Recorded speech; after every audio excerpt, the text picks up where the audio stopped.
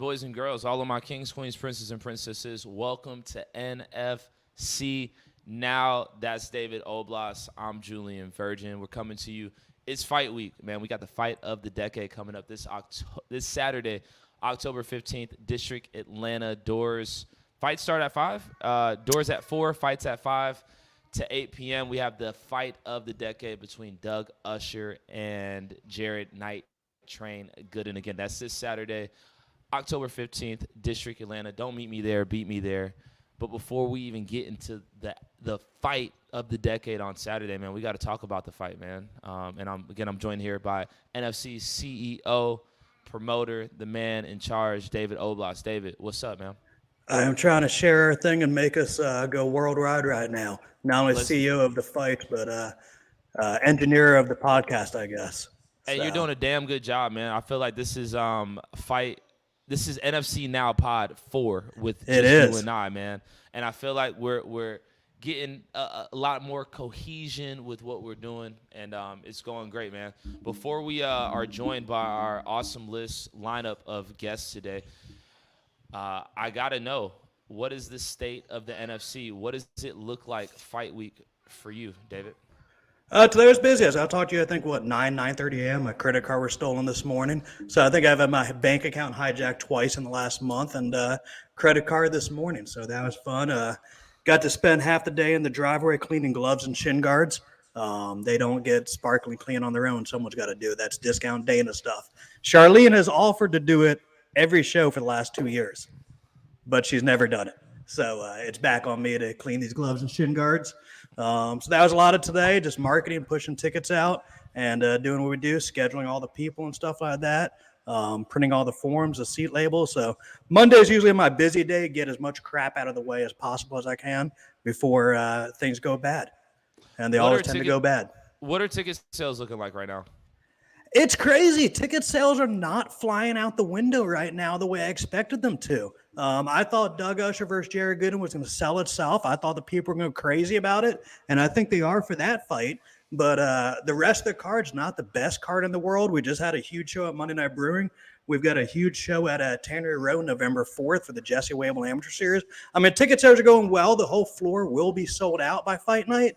But, we're not going to have 600 people in there. I think we'll have about 400 to 500 in there. And I think it's going to be a late ticket buying crowd this time, because this is almost like Conor McGregor. When Conor McGregor fights, the whole entire show is Conor McGregor and Nate Diaz. Usually our fights are top to bottom. You can look at any fight and want to see it. This is kind of like Conor McGregor versus Nate Diaz. And people want to make sure Doug Usher makes weight, Jared Gooden makes weight. They both get their blood and eye tests. So I think once we do that weigh-in, once we post those photos from weigh-ins, I think then when we're going to ticket sales can go through the roof this week. Is that 600 number like the number that you're kind of shooting for? Is that like the okay, this is a good show number for you? Yeah, I mean, anything over 450 is where I start making money. I'm not going to make any money till we hit about 400, 450 people. 600 for a district is pretty good. That's about when I shut it down usually. We used to be able to fit about 770 in there till they started changing the layout over there. But now 600 is about sold out, give or take. Indeed. And, that number could be hit on a Saturday morning and or a Monday night like tonight, correct? Yeah, I mean, sometimes we've been sold out by Monday or Tuesday the week of. We've been fortunate. Lots of times we don't sell out till, Thursday or Friday or even the morning of. So I think this one's going to hit. I think this one's going to hit later in the week. It's going to be a big week. We've got all the videos going, all the Instagram. I hired a new guy to handle all of our social media about 2 months ago. I think a lot of people have seen the difference. So I think this is going to be a week of we start killing it. I feel like it'd be disrespectful not to mention his name, man. We got to mention my man, Mike. It's Mike O'Kelly with O'Kelly Promotions. We haven't wanted to put out the big time yet. For people that know, Mike's been one of my really good friends for the last 10 years, something like that. Purple belt in jiu-jitsu. He's trained at all the gyms here in Atlanta. And he's run Tuk Tuk Food Loft and a few other restaurants. He used to do a lot of club parties here in Atlanta, so he knows Facebook and Instagram marketing backwards and forwards, and he's been handling the last 2 months. And you saw Jiu-Jitsu number 11 go through the roof. You saw Monday Night Brewing sell out. You've seen all the promotions with this event. So I think we've got everyone in the right positions now for NFC to do really, really well. Shout out to Michael Kelly and shout out to you, David Oblas, man. We appreciate you for giving us the state of the NFC as soon as we get our show started. Just so everybody understands, like, what the hell is going on fight week and even, like, off weeks, man. It's important that we hear from the man himself, David Oblas. Again, we having a tremendous show full of guests today, man. We got Doug Usher. I'm assuming he's going to respond to what Jared Gooden said on last week's show. If you haven't already seen that, make sure you go to NFC Fighting and check that out on YouTube. And I know Doug's on limited time. I see him in his car right now. I think he's probably about 2 miles away from me, waiting to go inside Manu and Toe's gym. So let's play that Doug Usher video real quick, and then bring Doug Usher on the line so he can get in the training. It's going to keep it 100. You know, I never had any beef with Jared. I always considered him my friend. I thought he was my friend. I considered him a training partner, and I was a fan of his. So wherever the beef came from, man, it didn't come from my mouth, didn't come from my side. So your beef ain't legit.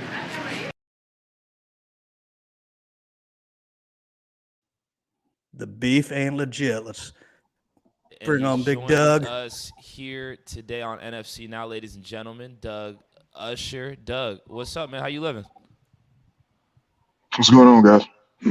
Is it possible that you turn your camera the opposite way? Which way you need it? Like, just instead of vertical, hit me with the horizontal, man. Yeah, let's see what we got here. Did that work? Maybe not. All Looks right, like he's sideways. Maybe not. Switch it back. Yeah. Man. We tried, brother. We tried. Good to see you, man. Hold on, I just lost the whole thing. All right, yeah, that's the best I can do. What's up, guys? Y'all good? Ladies and gentlemen, Doug Usher. Doug, man, it's fight week. How you feeling, brother?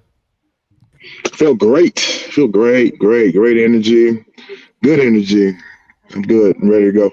So I hear a lot of fighters always say fight week, they feel great, and then after the fight, depending on what happens, they're like, oh, it was a tough cut, blah, blah, blah. Like, is that a real answer that you just gave us, man?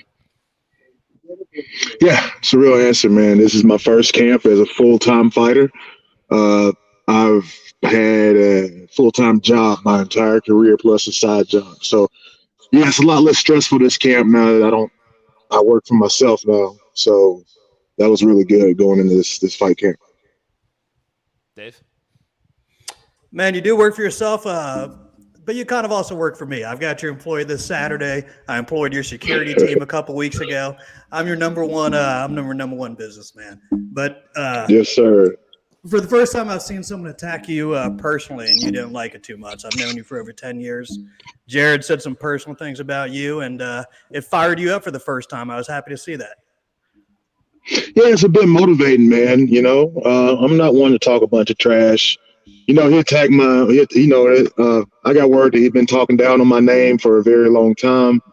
I didn't know that he actually wanted to fight me. I actually came to him in 2018 on the match at X3 and showed him a message from Jesse Wable about trying to match him and I. And it was me, Jared, and Nate Williams standing there. And Nate's my witness. And I say, Jared, you know anything about Jesse trying to match us up to fight? He told me no. And turns out, you know, when you told me the other day that this guy's been trying to fight me for 4 or 5 years, you know, I asked him about it back in 2018, and he told me he didn't know anything about it. So it's obvious he'd been trying to set that fight up since back then. You know, so I can't duck anybody that I don't know wants to fight. Or that wouldn't admit to wanting to fight me. So I don't understand how I ducked the guy. The only time I know he actually called me out was back in February, you know, when he got cut from the UFC. You know, I saw that he called me out in the NFC community, but I already had a fight booked in Eagle. I tried to get the fight switched to him, but they already had an opponent. So, you know, it is what it is. But he called me out again, so, you know, I had to accept the fight. So we'll see what happens Saturday night.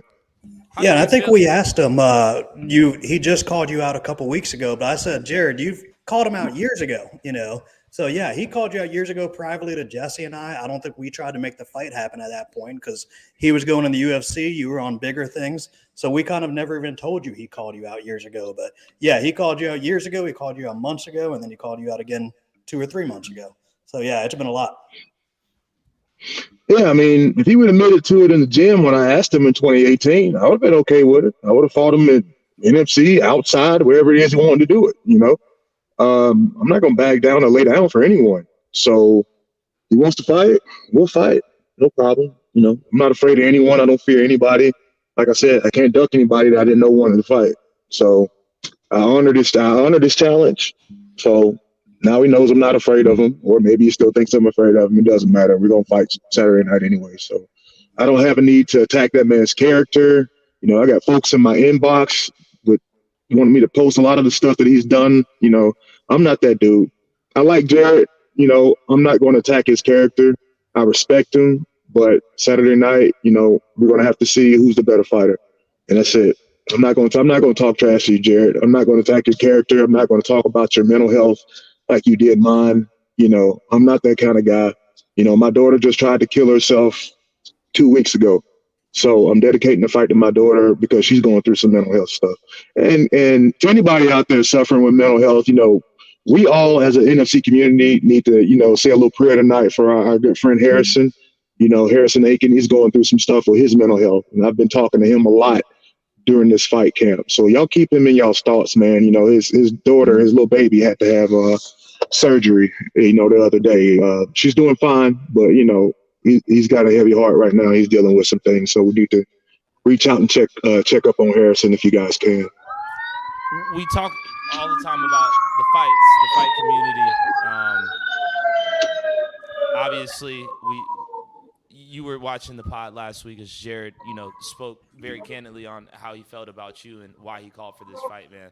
But we don't necessarily get into the day-to-day and what it takes to even get to the cage and make that walk. And you just kind of pull back the curtain a little bit and let us know something very personal and something very vulnerable. And you've been very vocal about the things that you've dealt with. Could you just explain to me, how are you able to compartmentalize, man, prepare for a fight, but also deal with, having a wife, having 2 kids, man, and having your kids and you even go through real life situations as you're preparing and being a professional fighter? You got to find that balance. Sometimes you have to do things to take your mind off of the fight. Watch a movie, play some video games, go for a walk, sit outside, watch the sunset. Go outside at night, sit by the fire, look at the moon, look at the stars, things like that to kind of take your mind off. Spend some time with your kids. Some people may not have kids or anything like that, but sometimes you have to find a balance when it comes to this stuff, and it's really helped me out by not working on somebody's job all day long and then trying to get off and go train when you can.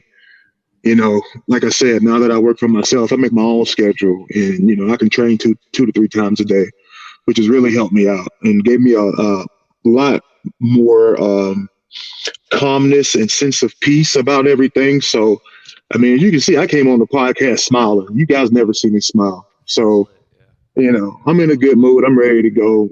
I don't have anything to lose going into this fight. So that's a big relief right there. You know what I'm saying? I'm just going in here to fight, perform, put on a good show for the fans and a good show for the NFC, bring some more recognition to you guys. Then I think Eagle FC will be back in December or either January, and I'll go down there and finish out my contract. I got 3 more fights left on my contract, and I'm just going to have fun with this, man. Enjoy the ride while it lasts. Your kids are at the fights. How and your wife, Miss Tim, she fights as well, man. How do they react to martial arts and watching you compete? We got the kids involved when both of them were 4 years old.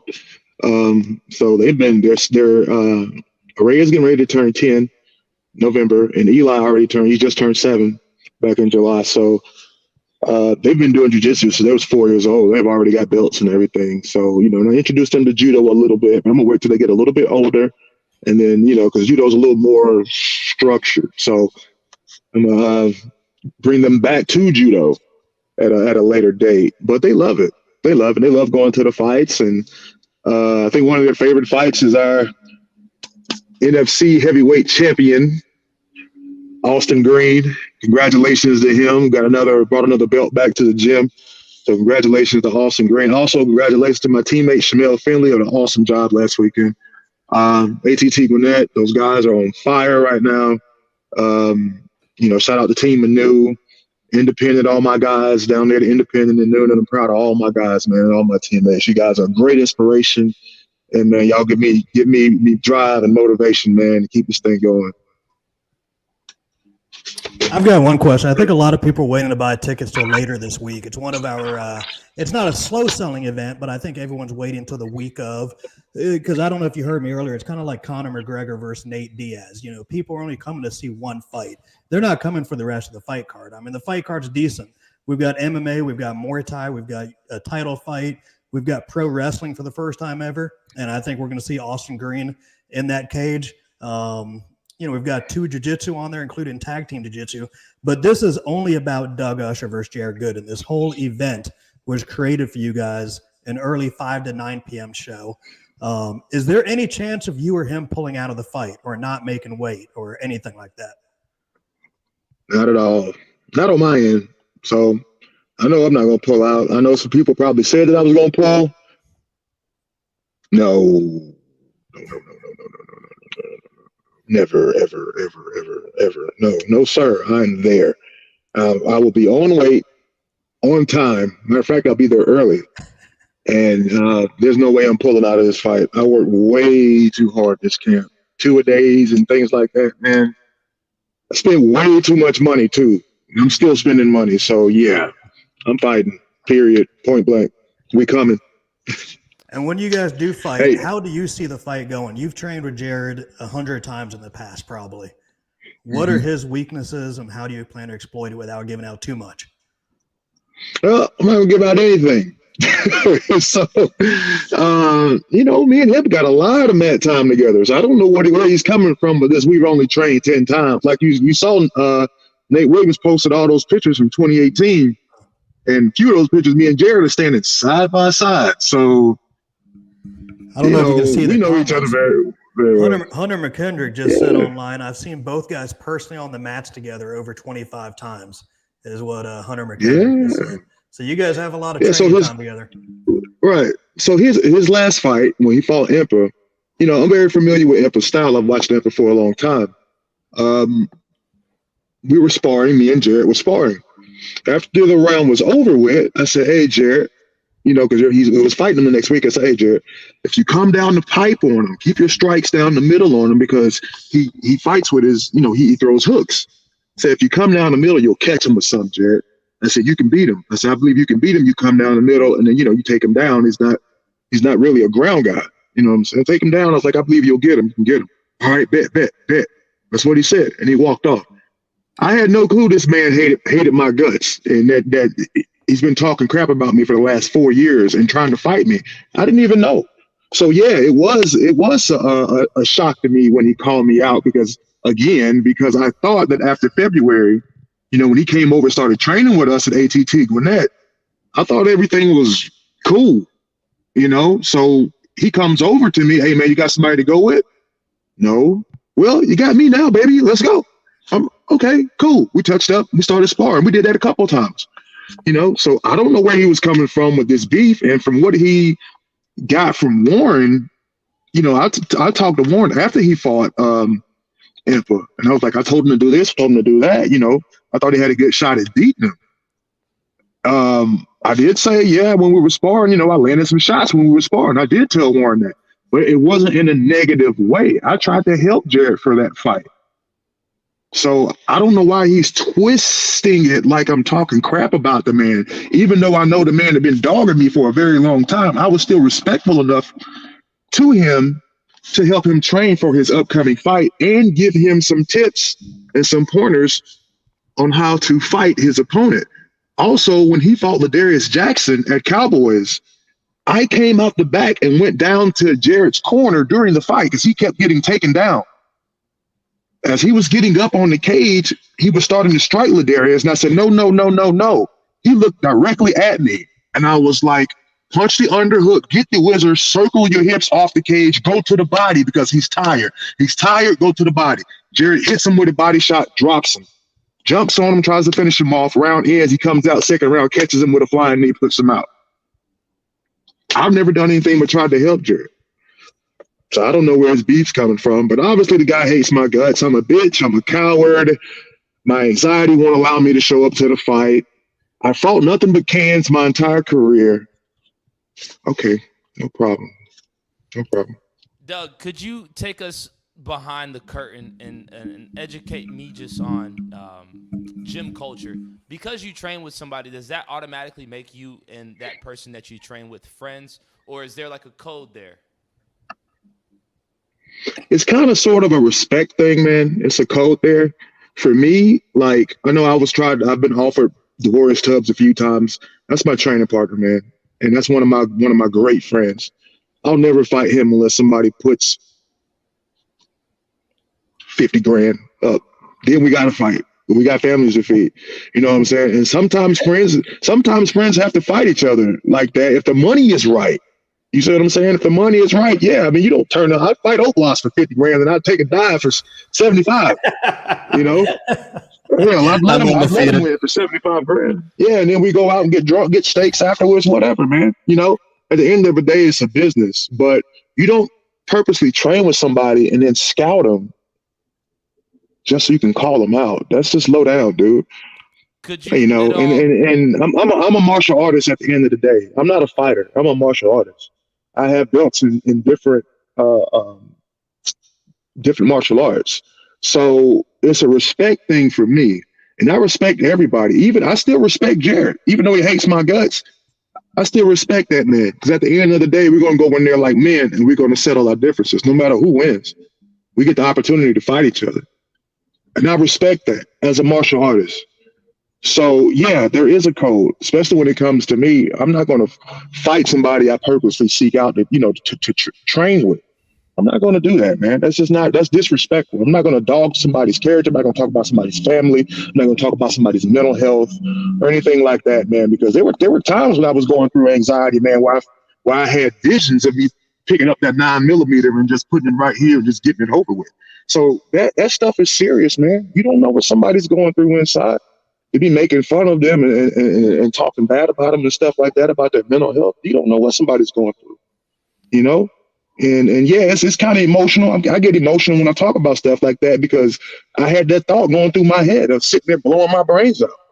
You know, depression is real, man.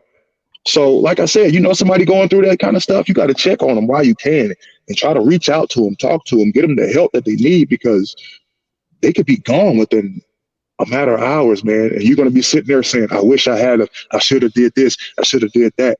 You know, it's serious. It's real serious. Again, ladies and gentlemen, Doug Usher joining us here on NFC Now ahead of the fight of the decade against Jared Gooden this Saturday, October 15th at District Atlanta. The doors are at 5 o'clock. You can get your tickets at nfcfighting.com. Doug, I just have two more questions before we part ways. One is, could you let us into some of those sparring sessions? You know, we had my man come on and say that he's seen y'all on the mats over 25 times. Could you just give us any insight about what those sparring sessions look like, being that that has now been a point of contention leading up to this fight? Put it to you like this. He fights in the gym.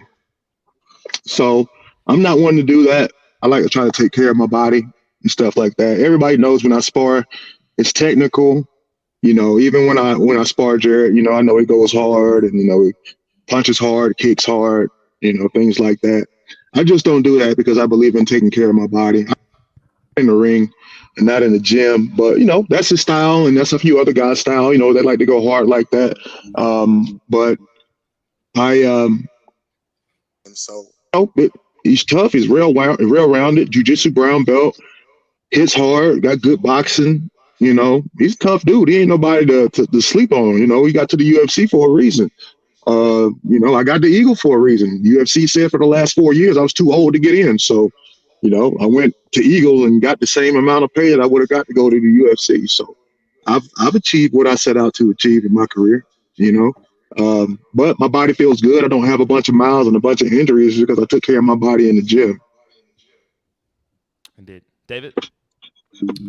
I don't have any more questions. I thought you said you had two, so I was leaving it to you. But yeah, I'm looking forward to Saturday night. Absolutely. Doug Usher, my final question is, man, we want your final thoughts. What do you want to leave us here with ahead of your big fight October 15th, man. Something on your mind, your body, your spirit, your soul that you can just leave the NFC community with today.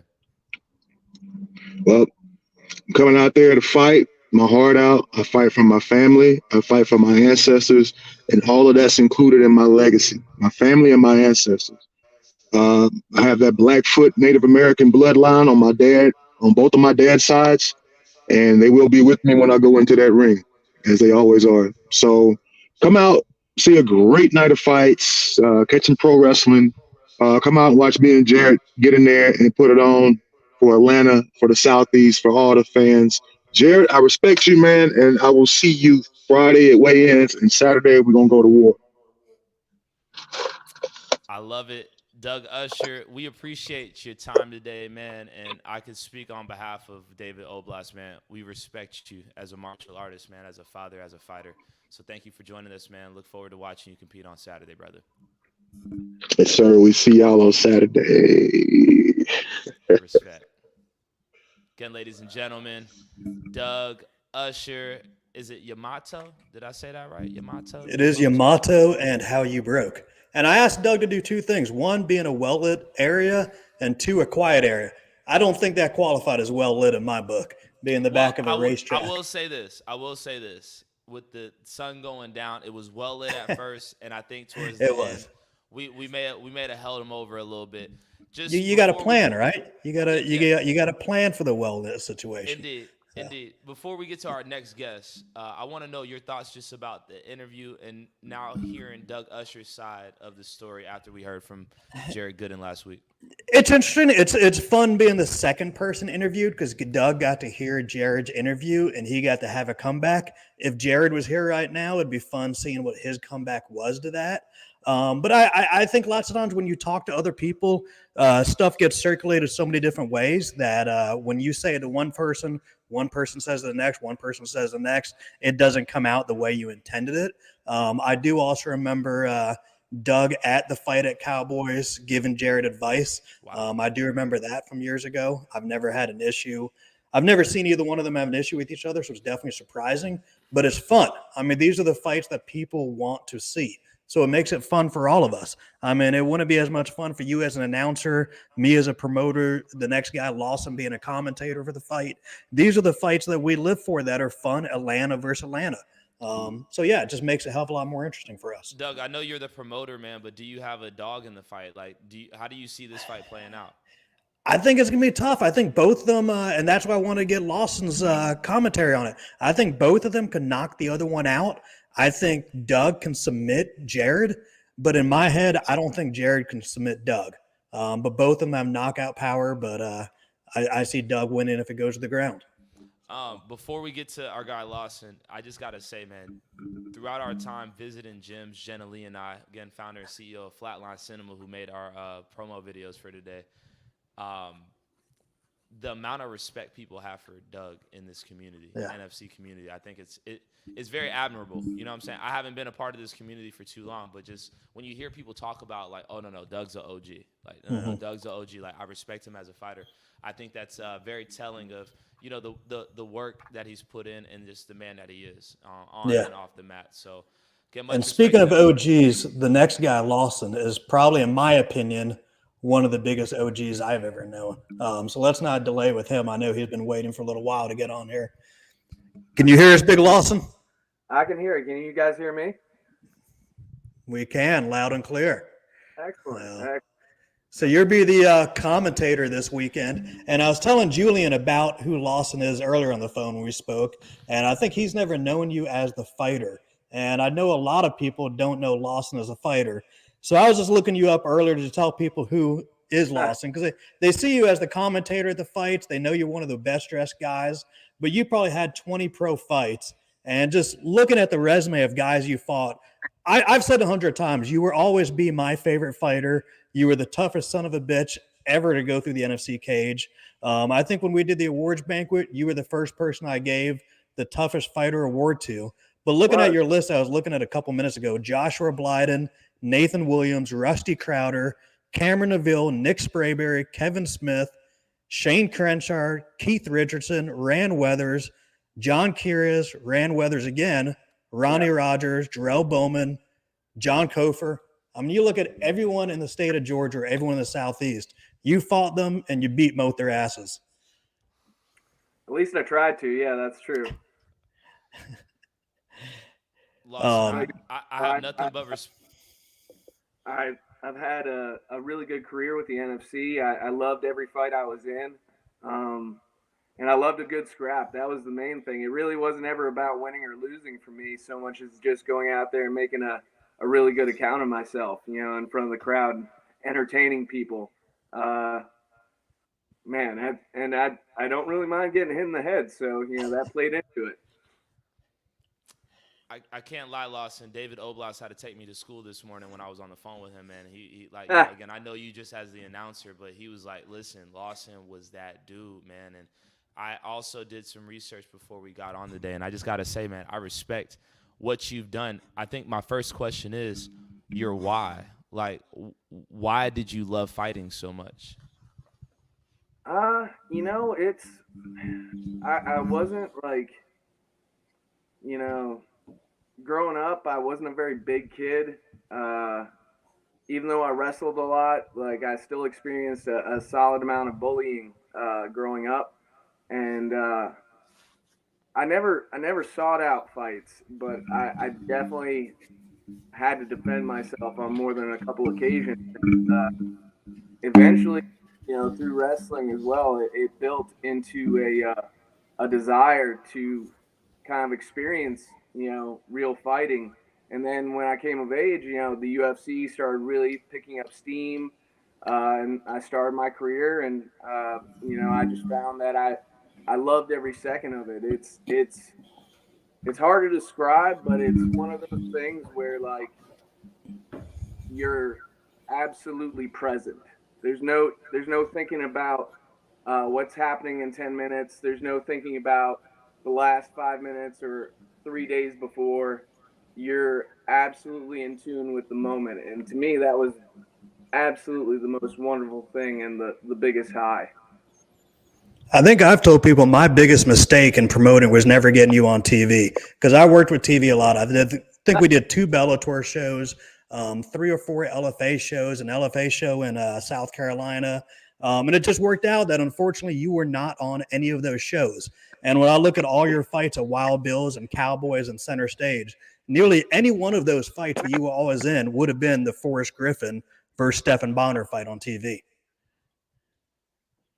I definitely put on some bangers at Wild Bills. We had some big crowds and some crazy fights there for sure. The John Quiros fight in particular, that was, man, that one is just immortal when you rewatch it on tape. I really enjoy it. I don't actually enjoy watching myself fight, but I enjoy rewatching that fight.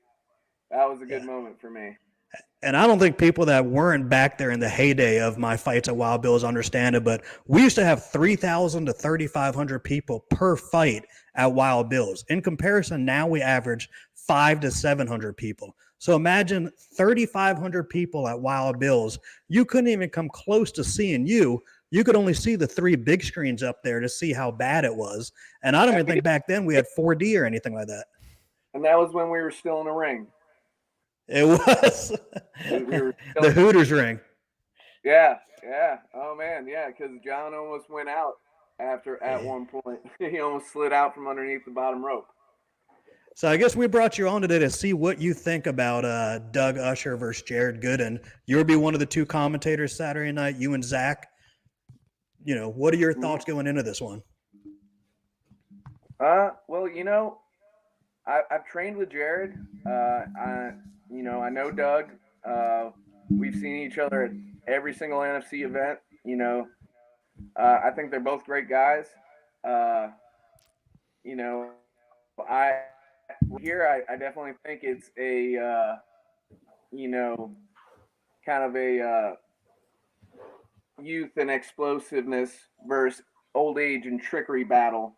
Not to say that Doug's old, but he's been around. But I believe that Jared is definitely a little bit quicker, a little bit more explosive.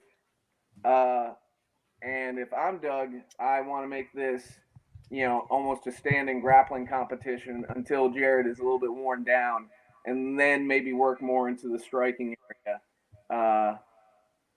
I definitely agree with what you said earlier, Dave, about I think that Doug can submit Jared, but I'm not sure that Jared can submit Doug.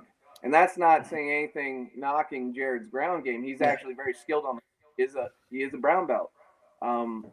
But Doug is so tempered, and he's got so much experience, both in terms of judo and jiu-jitsu and MMA. The one thing that the old dogs know how to do, and I can attest to this, is we know how to survive. And Doug is definitely tough, and he's definitely a survivor. So unless Jared gets off a really good, solid knockout shot, I see him having difficulty putting Doug away. Lawson, as I'm hearing you speak just about your time fighting at Wild Bills and being in the NFC, and now talking about this upcoming fight of the decade, man, I can't help but just think, like, how do you feel talking about those older times and just reminiscing on a time where you were in the cage and competing? Makes me feel old. No, I'm just kidding. I love talking about it. I love talking fighting. I love talking martial arts philosophy coupled with today's modern MMA because they're still very tightly connected. I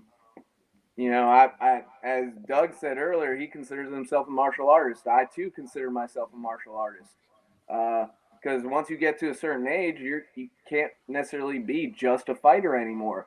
Because if it's part of your life, that part of your life eventually ends. But being a martial artist never ends, and that's part of a lifelong calling. That's kind of my take on that. And now, you work with the NFC, man, and calling these fights and watching these young fighters come up through the ranks.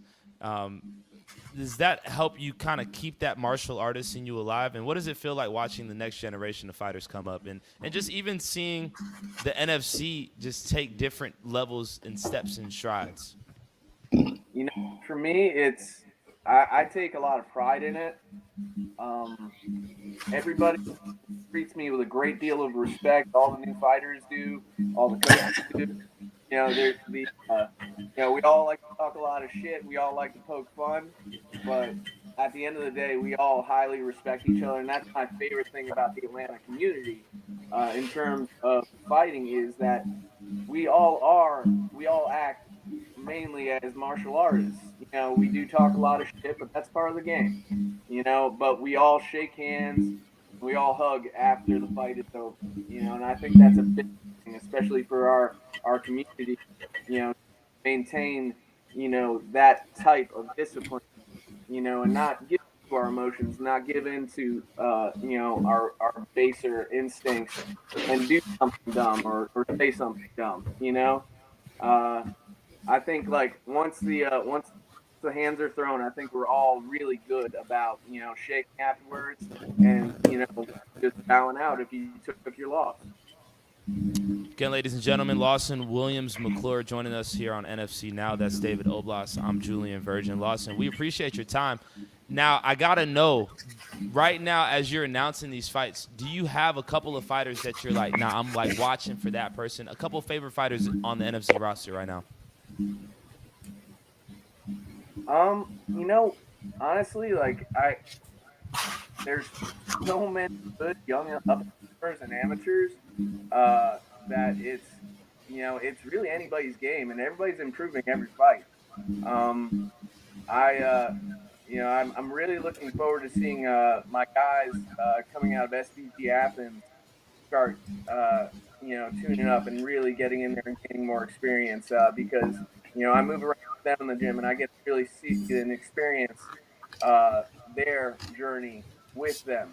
So I'm excited to see James Agee. He's fought a couple times for the NFC, and I'm really excited to see how he starts growing as Yeah, I was going to ask you to just talk about a little bit. Last question I had for you was SPG. You've been there since the beginning when it was known as the Hardcore Gym. Forrest Griffin, Brian Bowles, all the other guys that have trained there, and you've been there since day one. Talk a little bit what you've seen from the hardcore gym developing for is just guys in a basement beating the dog shit out of each other on a daily basis to where it is now. It's a true family fitness gym, just like any of the other big gyms in Atlanta.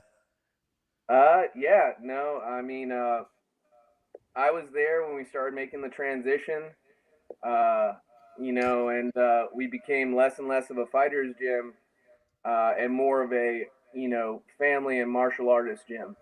And it's really good to see not necessarily a transition back to having a large group of fighters, but transitioning over to a place where we can do both. And I think that's something really special because I think that truly is when you've captured the martial arts spirit, is when you can have, fighters in there 3-4 days a week, sparring, doing cage wrestling, doing violent stuff. And at the same time, you also have, 4-year-olds learning their BJJ, learning jujitsu. You have, little kids and, people who are hobbyists learning and experiencing their martial arts journey as well. I think that's when you really know you've got it right. Yeah.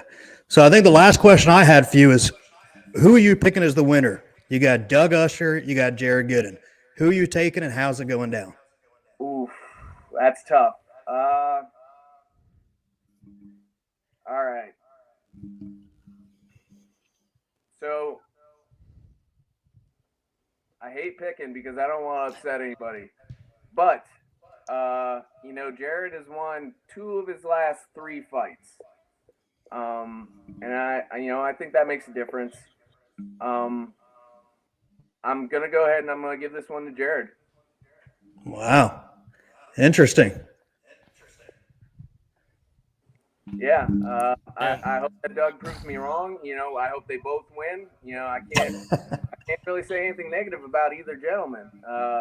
But what I do hope is that everybody comes out injury free. And speaking on the injury-free tip, Lawson, I just gotta know, man. Like, now that your fighting career is over, or is it? Can we expect to see you back in the cage? How Doug said it. You do crazy things for money.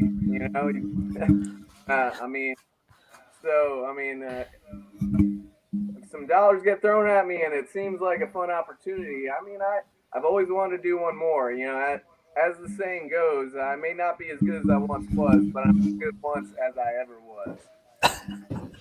I love that, man. I just want to know, like, being that you've been in so many wars, man, how is your health? Like, how is your brain, man? Like, how are you feeling after going through so many of those bloody wars, brother? Well, I guess that depends on who you ask, who knows me. But, I'm fine. I think that, doing the right things in sparring, I think Doug was talking about that you have to, you got to know your limits. And you don't get, CTE fighting. You get CTE training. And I think that's important for the young fighters to know that. Because, the thing is, you don't fight enough times and get knocked out enough times, over a 30, 40 fight career necessarily, unless you're going out there and getting and putting your health, kind of to the side. You really, when you're hitting sparring hard, upwards of times a week, more often than you should, and you're really banging in there, that's when you're really putting your health at risk at a later date. I was very lucky. I had really good coaches that really looked out for my health. Despite, the wars I was in, I would say because of the way that my coaches looked out for me, I believe I was able to participate in the wars that I did participate in. Adam and Rory Singh, they always looked out for me, and they always looked out for my health. And they were not afraid to throw in the towel if I was eating too many, in their opinion. But then again, if you ask Adam, I always ate too many. I think you're the reason Adam stopped coming to fights. And how old are you now, Lawson? I'm 38. Okay. All right. Well, I personally look forward to you maybe having one more fight. I think that would be fun. One more. and then no more after that. But we appreciate you coming on. We appreciate getting your opinion. We would definitely see you this Saturday. Doors at 4, fights at 5, and we're going to try to do that pregame Sports Center like fight show with you and Zach there. So I'll talk to you more about that and see if we can get that going. So. Excellent. Very excited. Lawson, thank you for your time, man, and I appreciate getting to know a lot more about you, man, and the history of the NFC, man. Much respect to your contributions to this promotion and the Atlanta fight community, brother. Respect. I appreciate that. Thank you for having me on, gentlemen. I'll see y'all soon. I'll see you Saturday, man. Again, ladies and gentlemen, Lawson Williams McClure. I hope you saw that on his title. Lawson Williams McClure joining us here on NFC Now. I'm Julian Virgin. That's David Oblas. I got to figure out the right way to point. That is David Oblas, NFC's CEO and promoter. Thank you so much for for bringing Lawson on and just like kind of giving me a history lesson, man. I think that is so dope. For those, everybody has joined this community at different times, myself included. But just being able to learn about the history of the NFC and some of the fighters, some of the OG fighters that have come through before. I've said it's weird. I've said he's my one-man crush. I think every guy has a man crush out there, whether they're admitted or not. Lawson McClure has always been my man crush. I'm willing to admit it. He's the best dresser. He was the best fighter I've ever seen, the most energetic, the most charismatic, the most exciting. Maybe Jesse Wade will give us his thoughts coming up next, but Lawson was my number one favorite. That doesn't mean when he comes back he's going to get a boatload of money, but he was always my favorite fighter, and I always paid him what I could afford. That's beautiful. Again, ladies and gentlemen, this is NFC Now. I'm Julian Virgin. That's David Oblas joining us next. And before he joins us, I just have to say, make sure you get your tickets to this Saturday's Battle of the Decade, October 15th, Saturday, October 15th, where Doug Usher takes on Jared Gooden. Again, it's the Battle of the Decade. It's a huge fight for the NFC promotion and just martial arts in general, especially here in the Southeast in Atlanta. And joining us now is the man who matched the fight up, made it happen, the one, the only Jesse Wable. Jesse, what's up, my man? How you living, brother? Good. How y'all doing? I mean, listen. After training at SBG Atlanta the last couple of days, bro, I'm feeling like somebody best not try me today, man, because it might be a long evening out. I saw that, man. Was that your first time training jiu-jitsu, or have you trained before? So I got a shout out to the homies at Independent MMA in McDonough. Coach Chad out there, man. I trained out there for a little bit. It wasn't. I had an amazing experience there. But one thing I learned is that it was so far out the way that it was hard to remain consistent when you have to travel 50 minutes to an hour to go all the way out there. And then we had our daughter, and that just changed the whole game. So this past week, I talked to my man, our guy, Addison, who works with the promotion, and he just recommended that I find a gym that's local that I could easily access to where they hold you accountable to going every day, man. And SBG Atlanta is literally within a mile from my house, and I came out there, man, and man, I've been just welcomed with love. I went to the 6 a.m. cardio kickboxing class, and listen. They're legit. Listen, y'all gonna have to match me for a fight one day. I think my personal lifetime goal is just to make the walk. Because again, I respect anybody who makes the walk into the cage.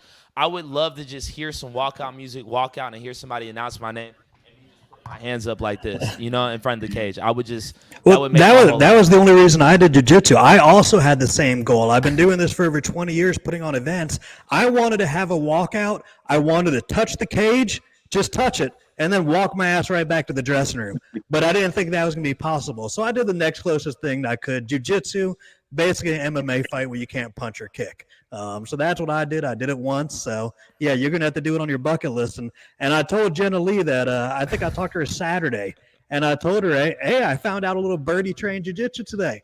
But a text came to me and Jesse on Saturday. I don't want to reveal who it was, but you were spotted at SBG Saturday. So me and Jesse got that text. Shout out to the gang, and then shout out to SBG's finest, man, Jesse Wade. Well, Jesse, thank you for joining us today, man. You matched a wonderful card for this upcoming Saturday. We know it's the battle of the decade between Doug Usher and Jared Gooden. We have a wonderful co-man with our girls, Chloe Greeley and Kelly Jerslid. If I'm not, I hope I'm saying that correctly, man. But could you walk us through the remainder of that card, man? Let us know who we need to know on that fight card. Yeah, the one I'm definitely most excited about seeing is the pro wrestling match. I'm really excited about that one. We've never done one, for the NFC. Obviously, that's going to be really fun. Curious to see how that goes down. I know Lawson McClure, he was just on. He's one of the commentators. Hopefully, somebody goes to his table. That would be really cool. I'm curious to see the walkouts. The referee. Who's reffing the match, David? Do you know? Yeah, they're bringing their own referee. Okay. So yeah. Yeah, I'm excited for that one. Northside Nate Man ain't doing pro wrestling. He doesn't have the charisma. Yeah, we just booked a pretty good advanced amateur Muay Thai fight. Jamarcus Hall is fighting Tony Hope. Tony Hope is 3-0 under Kumpan at Bangkok Boxing. Jamarcus Hill is a 15-fight veteran. That's going to be a pretty good fight. We've got the tag team jiu-jitsu. One fight I'm excited about now is Drew Fitchen. This is pretty cool. Like I said, he's 0-0. He's never fought, and you guys are going to have him on the podcast later. And that's, we have a lot of 0-0 fighters on the cards, and a lot of times I don't know anything about them. I mean, their coaches are messaging me.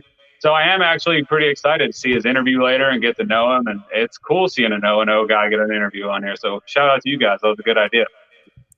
Yeah, I think we wanted to do that, and we brought him on just because he was selling a lot of tickets. His GM of his X3 Sports Athens, Brett Moses, who used to be a fight promoter here in Atlanta, was telling me he should sell a lot of tickets, and he absolutely has sold a lot of tickets. So, we agreed that would be a cool reward to bring an 0-0 guy on, and hopefully he has some fans listening, and this helps him even spur more ticket sales this week. And I would say I think that'll be a great incentive for fighters, man. You sell the most tickets, you get on the pod. Even if you're 0-0, 1-0, 0-1, you selling tickets, man. Like, we want to hear from you. We want to hear from you here on NFC Now. Jesse Wable, you talked to us about the card. One name in general that you just brought up from Bangkok Boxing, my man Tony Hope. He's 3-0, man. What have you seen from him in his 3 fights that you've matched him? So he's only had one fight for the NFC. His other 2 were for IKF, I believe. But his last fight he fought for us at the Pink Pony. It was his debut. He had a really intense, interesting walkout. It was fun to watch, and he just put on a clinic on this guy. So the interesting thing is this is his 4th fight, but it's his first advanced amateur fight. So it's the first time he's taken off his shin guards. He's taken off the headgear. He's allowed to throw elbows with elbow pads. But he's fighting a guy who's had 15 fights. He's fighting Jamarcus Hill out of America's Martial Arts. He's got a little bit of a lopsided record. He's 5 wins, 10 losses, but he's fought a lot of the who's who. His last fight for the NFC was against Seth Haas. Every time Seth Haas fights, it's a banger, and it was a banger. It was a close fight, but they gave it to Seth. So, that's definitely a fight I'm excited about. And, the winner of that fight could definitely be in line for a title shot at 135 in Muay Thai. We'd love to see it, man. Now, 2 things. You just mentioned Seth Haas, man. We didn't have you on last week, but I wanted to know your thoughts about that Seth Haas Cameron Burton fight. Yeah, it was great. Like I said, the draw definitely should have happened. The knockdown in the 5th round, like I said, gave Seth Haas a 10-8 round, and he won the 1st round. And then Cameron won round 2, 3, and 4. So, like I said, it evened out at 47-47. I do agree. It was definitely 47-47. I've gone back and watched it, tallied it up myself just to make sure I wasn't making any mistakes. It was 47-47 down the scoreboard. I definitely would like to see a rematch. And, if we can't make that rematch happen, then maybe, the winner of this Tony Hope and Jamarcus Hill fight, one of those 2 could step in against Cameron or Seth. I know Cameron is ready to go. He wants to fight. Haven't quite reached out to Seth yet about it just yet, but we're working on it. And in regards to the wrestling match, I know you're I wouldn't say a wrestling heel, but you're a huge wrestling fan. I'm not as familiar with wrestling. What makes a wrestling match good versus what makes a wrestling match bad? What are you looking for them to do in order to produce an entertaining show for the fans this Saturday? It's going to be interesting. Like I said, it's a pro wrestling match at an MMA event. I don't know that anybody's ever done that before. Like I said, so that's just Dave's great way of thinking. He does a lot of things for the first time that nobody's ever seen before, which I'm sure we'll talk about on future podcasts. But, man, it's going to be interesting. Like I said, the entrances, like Dave said, he watches entrances while he's running on the treadmill. I'm a big entrance guy. I love it. I'm curious to see the entrances from both guys, of course. Who's the heel? Who's the baby face? How the match is going to go. Is it going to be a clean finish? Is it going to be dirty? Is somebody going to interfere? Are they going to go on top of the cage? Are they going to go up to the balcony and jump off? I mean, are they going to go outside the venue? Nobody knows. Nobody knows what's going to happen. Like I said, it's pro wrestling. So that's what I'm excited about. Nobody knows. And it's going to be good. Yeah, I think that is one of the cool things. We've done the first of everything almost for the last 20 years here in Georgia. Whether it be anything that we've done from top to bottom, it's always been the first of. Right now, we're the first ever podcast in Georgia that's been on a regular basis for MMA, Muay Thai, and Jiu-Jitsu. Well, we got to do more jiu-jitsu. We haven't done anything with jiu-jitsu, but we are the first podcast in Georgia that's been weekly. But yes, they are going to get there. So a couple of things about the pro wrestling that I don't know too much about yet, but they're going to have their own announcer. I haven't told you that yet, Julian, but they're going to have their own announcer, and they might go after you with a little bit of talking shit on the microphone. They're bringing their own referee. They're getting there early that morning to try jumping off the cage wall. Because when they do, when you jump off the corner of the turnbuckle, you know exactly how you can do a front flip, back flip, whatever. They've never jumped off a 6 foot, 7 foot tall cage. They don't know if their feet will be able to balance at the top or not. So they're going to get there early in the morning to try doing that. I don't know if they're going to go outside the cage. If they do go outside the cage, hopefully don't mess up our tables. Outside the ring, you also have padding outside the ring. We don't have padding outside the ring on the floor. We have tables. There's no tables at a wrestling match right around the ring. So it's going to be cool. It's going to be different. And I'm interested to see if Austin Green's going to jump in there because Austin Green, our new NFC heavyweight champion, is a big-time wrestling guy. He'll be there because he's working with Doug Usher. So it'll be interesting to see if he gets involved or not. So it's going to be fun. Oh, maybe he'll bring his title belt. Bam, knock somebody upside the head. It should be interesting. All I know is that if they come for the announcer, they better be ready to get this SBG hands. You feel me? Because I'm coming for them. I did 2 classes and I'm on their ass. So it is what it is. Jesse, again, we got a big fight coming up on the 15th, man. What does your week look like leading up to a fight? I know. And on the 4th, we're going to have Jesse Wable's amateur series, and I'm assuming you'll be a little bit more busy. But, on fight weeks, could you just walk us through, what does it look like for you, man, as you prepare for a fight night? Well, right now I think we have 11, 12 fights on the card, plus the pro wrestling match. Basically just making sure that all the fighters have their blood work turned in. That's really my biggest, pet peeve or thing that I'm going to on the week of the fight, because if people don't have their blood work or their medicals done, they can't fight. So a lot of times, me, Charlene Dixon, we'll be hunting down the fighters, making sure that they have their blood work done, their eye exams, everything, contract signed, just making sure everything's good and just, puts us under a little less stress, and just, hoping everything plays out for fight night. I know today's matchmaker. I was gonna say today's Monday, and I had to pay for a fighter's blood test today because they didn't have the $50. Not gonna name names, but that's what happens on fight week. Discount Dana has to whip out the credit card and start paying for fighters' blood and eye tests every here and there. So, and that's a testament to what a good promoter you are and a good guy. I know you're the promoter, man, but who do you have in the Doug Usher versus Jerry Gooden fight? I mean, you're the matchmaker, but who do you have in the Jerry Gooden versus Doug Usher fight? I have no idea. I don't know, man. I really don't know. Doug Usher has got a lot of power, Before his last loss, I know he's coming off of a knockout loss, but he was on a 9 or 10 fight win streak with 8 of them being knockouts. And how often does that happen? Jared Gooden brings a lot of volume. I definitely got to give, like I said, the power to Doug, but Jared brings it, man. He brings it. He's a brown, maybe a black belt by now, I'm not sure, but he's solid on the ground, as is Doug. Like I said, they're even everywhere, except, I think the power on the feet goes a little bit towards Doug's favor, and just in my opinion. But that's not to say that Jared can't catch Doug. I mean, we've seen him knock guys out in the UFC. We've seen him knock guys out outside the UFC. But, man, like I said, if I had to bet my next paycheck on it, I don't know. I really don't know. It'd be tough. Got to make sure Did you get to Did you get to watch Shamel Finley on UFC Fight Pass last week? And what did you think of him? I didn't get to catch the whole fight. I did see the finish though, and he fought a guy who was on Dana White's Contender Series, and to beat a guy like that who was given that opportunity speaks volume for Shamel. He's 5-1 with I think 1 draw now as a pro. So he could get called up pretty soon. I know the Dana White's Contender Series isn't going to be for another maybe 9 months now, but he could get a call up to Bellator or a big show. Definitely, he's ready. Yeah, and I think he's definitely taking more chances than any other fighter on the local level right now. I mean, he took a lot of chances with us in the amateur. He rolled the dice as a pro. He just fought for CFFC on Fight Pass. Before that, he was in Florida fighting for someone down there for Fight Pass. So, I mean, when you talk about Shamel Badman Finley, I think that's a guy that's taken a lot of chances and rolled the dice and had big fights.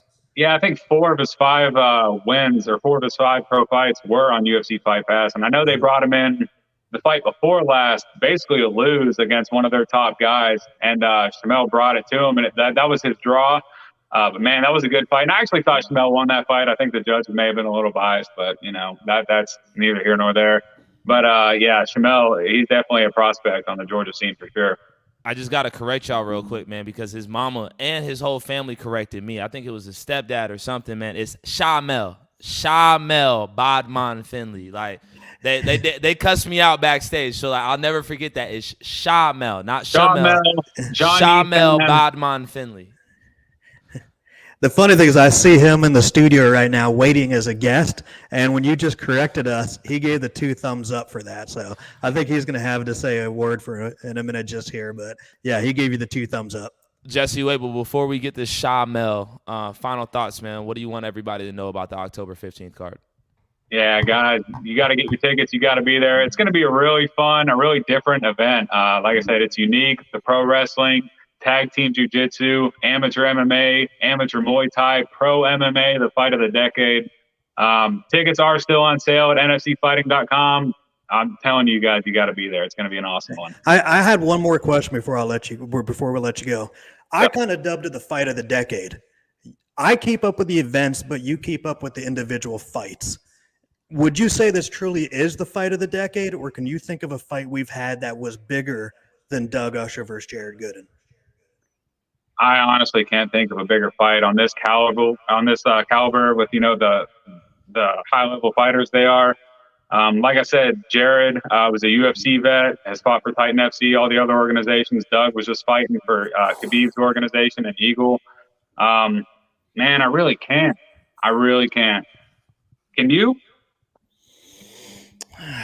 God, I don't think so. Not anyone that if they win in this fight, if they were both a little younger, both could go to the UFC after this fight.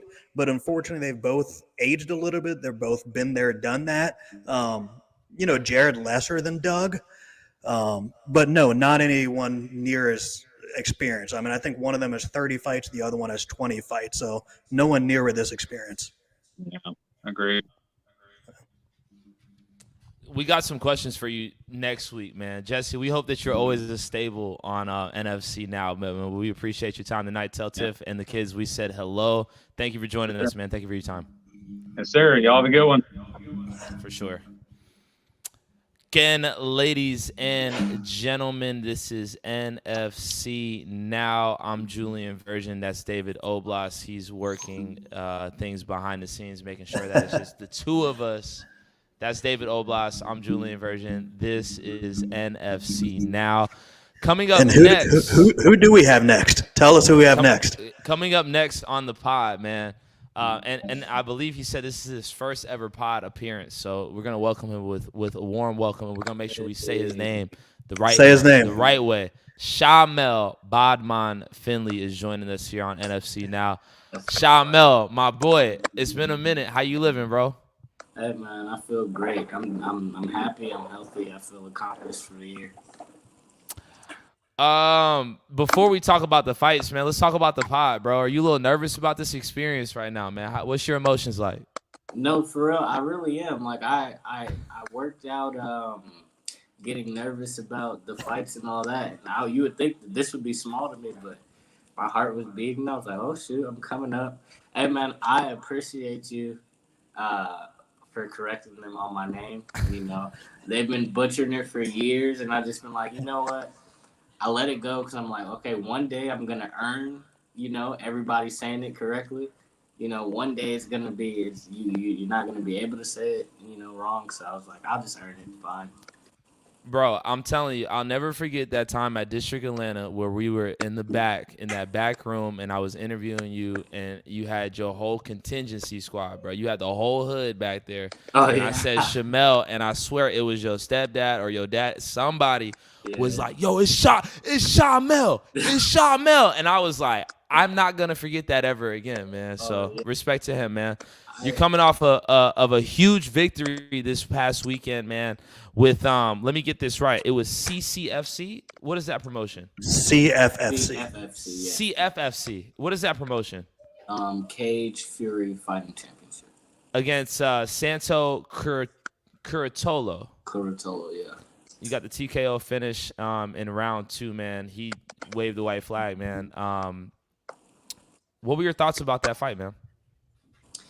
I enjoyed myself, man. It was one of those times, I think maybe like 2 fights ago, I started getting this feeling, and this basically what I've been working on all year. Just this was the point of the activity, being so active this year was getting rid of those jitters, dimming those lights. People freeze under the bright lights, and I think my whole point this year was kind of taking that out of the equation. Being able to go out there, stay calm, make deliberate choices, and adjust to whatever was going on out in the fight.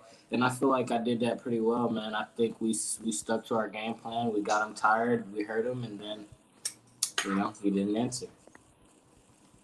I've told you numerous times in the past, and this is going on for years now, that you were the top 125-pound fighter in the state of Georgia. I think you proved that as an amateur. I think you've proved that fights ago as a pro, if not even the best in the Southeast right now. We know you and another guy train at the same gym right now, but where do you see yourself on the big Southeast plan right now, or even in the country? I mean, how high up do you see yourself right now? Man, it's crazy hearing you say things like that. I mean, like, you have said it to me before, like messages, and I think it's healthy that I still see myself in the same way. Like, I would have came on here if you would have said Shamel or Shamal. I probably would have, I'm not even going to say your name anymore. I'm not going to try. Shamel. Yeah, I just would have just maybe told you later or something. It's this thing. I still see myself the same way, and I think that's what's helping me kind of. It's always this, nothing's going to be given to you. It's got to be earned. So I don't know, man. I see myself the same way. I just, but it's funny hearing you guys say or bring up certain things like, is that the narrative now? Like, that's funny. Like, that's crazy to me. Yeah. Yeah, I gotta ask David for just a follow up. Who are you referring to, man? You said him. So I guess I'll give a backup story. There's no reason to, because I'm friends with both of them. Shamel and Jamar Whitehead were heading toward each other years ago. They were scheduled to fight as an amateur when we did the X3 Sports Foundation. It was a show that I had the entire NFC do for free years ago. So everyone on staff got paid. I was the only one that basically worked for free. It was for the X3 Sports Foundation. And Shamel and Jamar were supposed to fight in the main event. Jamar unfortunately didn't make weight. The fight was canceled. Shamel was as professional as he could have been back then. And I think at that point in time, Shamel needed to fight Jamar to cement his legacy as being the top 125-pound fighter in the state of Georgia. It didn't happen that night. It was supposed to happen later as a pro. And I don't think Shah, I'm not going to say the rest of it. I don't think Shah, I don't think Shah ever got the recognition he deserved because he never went through Jamar Whitehead. But I think now he has earned the recognition from fighting for CFFC, for fighting 2 or 3 times on Fight Pass now. It's not a fight Shamel needs anymore. It's not, and they train at the same gym now, ironically. But Jamar's not on his track anymore, and that's no offense to Jamar. I'm friends with him, but Shamel has earned what he has earned. Hey, Man, I think you said it best. But at the time, like I said, I think I keep my head down so much and I'm so focused on what I have going on that I never, if you never put it that way for me just now, I would have never thought like, oh, I have to go through this guy to cement anything. You know, I've never thought that our careers were that tightly linked. So I guess that helped me just be able to, when it didn't work out, I just moved on. I just kept going and we are where we are now. So, but in my mind, I've always saw it this way. It's like when you're lined up against me, you matter, and when you're not, you don't. And I hate to say it from a promotional aspect, I always wanted to see you versus Jamar. I thought it would be a hell of a fight. But now that you guys both train at ATT Lima, I think you guys need to settle the beef. And I told you this last week. You guys are at the same gym. You guys now need to become friendly, help advance each other, and work together. And I know you guys don't talk at all. I know you guys aren't friends. You're not even friendly. There's nothing going on there. But in my opinion, you guys are now never going to fight. One of you guys needs to go to the other one, or Diego and Douglas need to bring you guys together and say, together, you guys can accomplish a lot more in the gym than you can apart from each other, because the fight's never going to happen, in my opinion. When I first met you, Shamel, that was around the time where that fight was supposed to take place, man. And I interviewed you that night where you were supposed to fight Jamar Whitehead. There was a lot of animosity between the two of y'all, even after the fight that you had afterwards, where your stepdad made sure I said your name the right way. You called him out that evening, man. How were you able to like move past that, man? And like, what is it like when y'all train together? And then following up with that one, you left X3 Sports and now you're at ATT Lima, to my knowledge now. Could you just explain all of that? I know I asked you 3 questions, man. Could you answer all those? All right, I'm following. Yeah, man. How I moved past it, like I said, it really is just that simple for me. It's like when you're lined up against me, when I was telling this to another teammate just yesterday. It's like when you have a guy, you have a contract, and they're in front of you, man. You got their Tapology up on your tabs. You might have their Instagram up. You know, you're looking at what they're saying, what they're doing. Like for that amount of time, you're damn near obsessed with this guy because this is your opponent, and you know he's the next step for you. But man, as soon as my fights are done, that tab gets swiped away and I forget. As soon as my fights are done, my search history cleared, like I forget that person. Like you are no longer in front of me, you know what I'm saying? I walk that way and I'm only looking forward to now you're behind me. So getting past it, it's honestly there's no process for it because there's no thought when it comes to getting past it. For me, I just move forward. When we train together now though, it's fine. I mean, when I first came or when I was first coming around and I wasn't officially with the gym yet, there was a couple times where there were, just looks and whispering and whatever. But man, I've been around that guy enough. Like, I could say this now because it's over and dead for me anyway. There were times he would do those type of things, and I would antagonize him in the gym on purpose, like. I'd walk super close, or if he was lifting weights or something, I'd go ask whoever he was lifting with, like, hey, can I jump in on these reps, or just stuff where I knew he would like walk away or not want to, interact with me, like stuff like that. But now we don't even mess with each other, man. We just literally walk past like there's nothing in the room. Except in the team photos, he does still Photoshop you out of the team photos. Yeah, that's when I found out. Yeah, that man he's still on it for sure. Again, ladies and gentlemen.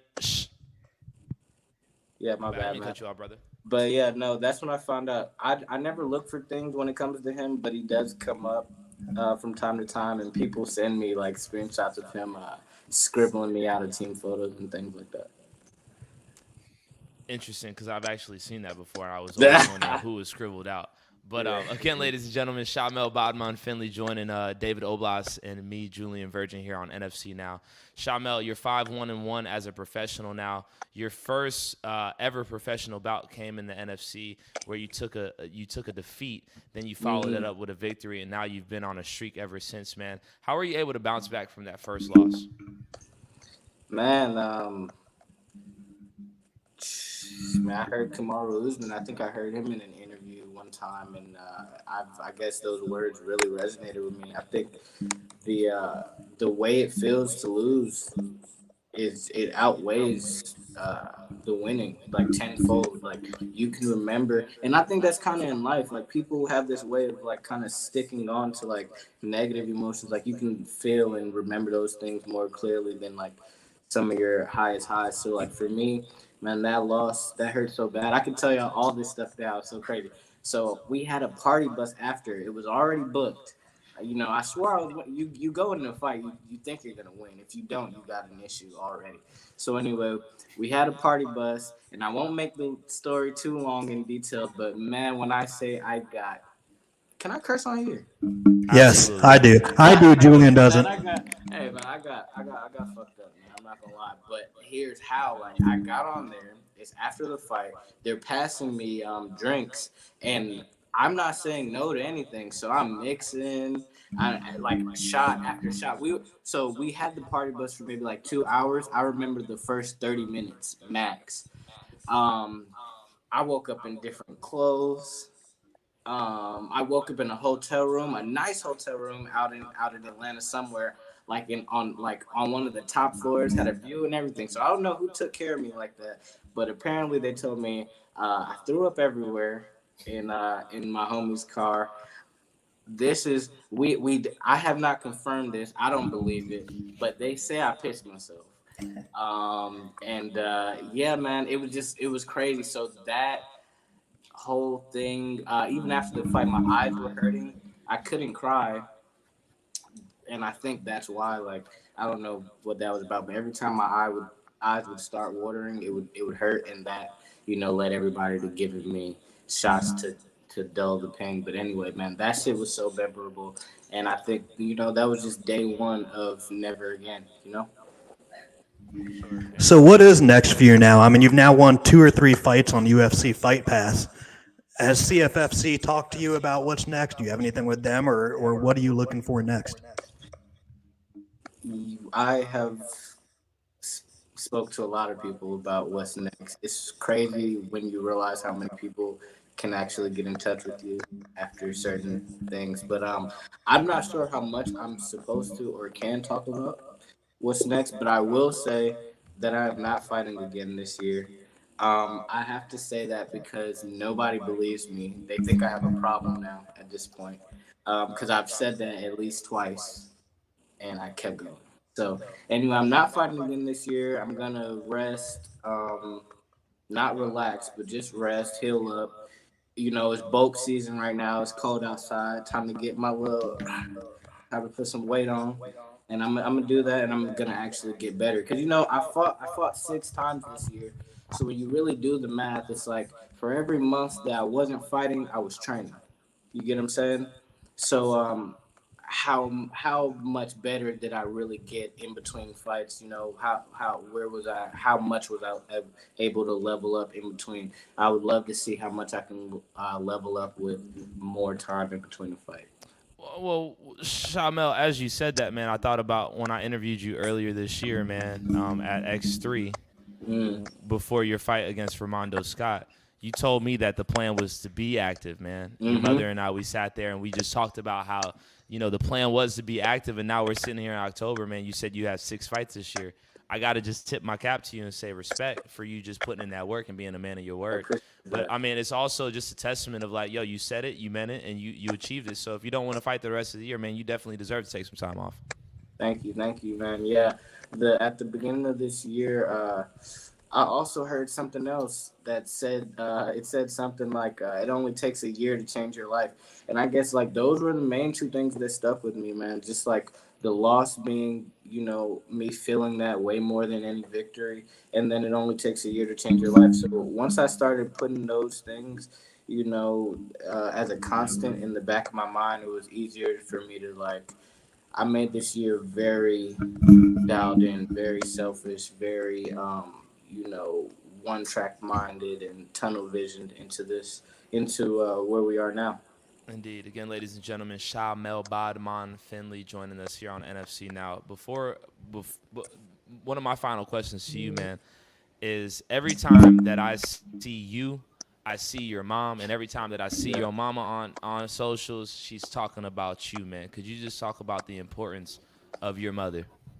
Oh man, I love her so much, and she's definitely gonna want to talk to you about correcting them on my name, man. She's probably gonna be really happy about that. She's taught me like this is why I mess with you so much, man. People that stick up for you when you're not in the room, you know, you didn't even know I was here, and that was just something that came to your mind to do. So we appreciate shit like that, you know. But yeah, it's important having her there, man. She is literally a my hype man. You would think she's gonna come out there and be all timid and da-da. Like honestly, I feel like sometimes I'm more chill than her. She comes out there, I'm like, yeah, you know, it's just another person in front of me, man. She'll come straight up to me before we walk out, man. Fuck him up, and I'm like, oh, okay, I got you, mom. The funny thing is, I can usually tell whose parents are in the crowd and whose aren't. Like before the fight, they come closer, they get their cell phone out, they're making a ruckus. So I think I've met her before the fights, and usually I try to hold them back, but I also say, look, I realize this is your son. You can come a little bit closer, but don't do this and that. So I think I've talked in the past as well. You've trained with both Jared Gooden at X3, possibly at Team Lima, and you've trained with Doug Usher. That's a big fight Saturday night. Who are you taking, Doug Usher or Jared Gooden, and how? Man, that's a hard one, and it's actually come up a lot. Obviously, training with I think I trained with Jared way more, obviously, because he was on my team at the time. But I will say it's a hard one. It depends on who shows up, how. I will say though, I feel Doug is the more consistent of the two. And sometimes in this sport, you kind of get this recency bias. And I know like Doug didn't have Doug got finished the last time he was out, but I think somebody brought it up earlier on the podcast. Like before that, he was going on a tear, and I think it's just so consistent the way he fights and so efficient. And when Jared is on, man, he looks like a world beater. Obviously, that's how he got called up to the big show. When he's on, he's on. But if I were a betting man and I'm betting on like consistency and who has the tools to get it done, I think they both have the tools to get it done. But when it comes to like a high level fight, it's like who's going to be more consistent and who's going to stick to their game plan and make less mistakes. I'm probably leaning towards Doug in that area. But young, explosive, killer instincts, Jared. I got two more for you, man. Do you have a favorite fighter on the NFC roster right now? On the NFC roster? Jamar Whitehead? He's a good one. No, I'm just fine. I don't know on the NFC. I do not know on the NFC roster, man. Oh, I like man. Shout out Chris Wynn. Who else? There's a couple guys on the roster, man, that are coming up looking good, and I trained with a couple of them. I'm just shouting him out. I guess that can answer that because he popped into my head first. But there are a couple guys I trained with, a couple of them. I don't really want to say I have a favorite, man. They're all doing their thing. How important has the NFC been to your career and you just getting to other promotions? Man, the NFC has been great to me.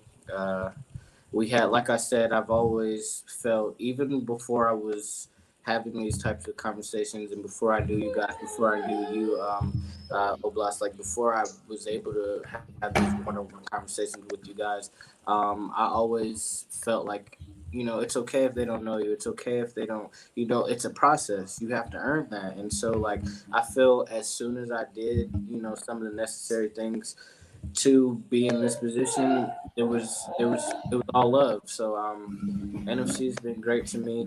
I don't know if y'all talked about it. I don't know if y'all talked I still got you.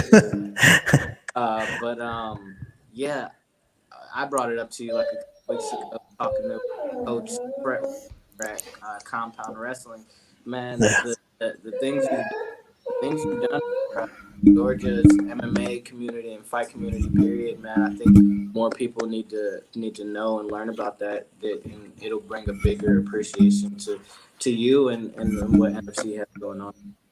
Yeah, because I don't talk too much about my resume. I think, like you, I let it speak for myself. But it was cool to hear that Cliff Fretwell had told you the history of Dave Oblis and how MMA wasn't even legal in Georgia, except for one organization. I had to go to the Georgia State Capitol and speak before the House and Legislature a couple times to get it pushed to where other organizations could even promote in the state of Georgia. Yeah. So that was cool. And I gave Cliff Fretwell a text that day to tell him thank you for telling that story to you and probably other people as well. So it was cool to see that. So yeah, but I do want to say because I never really got to answer it. I forgot when he asked me. He asked me about X3 and my change over to AT. Hey man, so nice of you to join it. I'm just fun. Nah, but X3 man. Shout out to X3 man. It's no there are no hard feelings towards X3. I love all those guys and every coach and every training partner that I met walking through those doors, man. They gave me my first chance and taught me a whole bunch of things. And so, my move to ATT had nothing to do with X3 and more to do with me.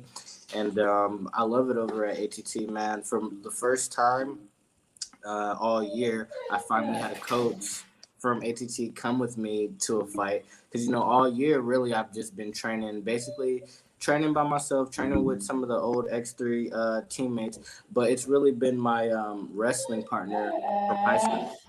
So literally, we just been squeaking these wins out, kind of still like, training out the garage in a sense. But nah, ATT, man, I love those guys. I love the coaching over there.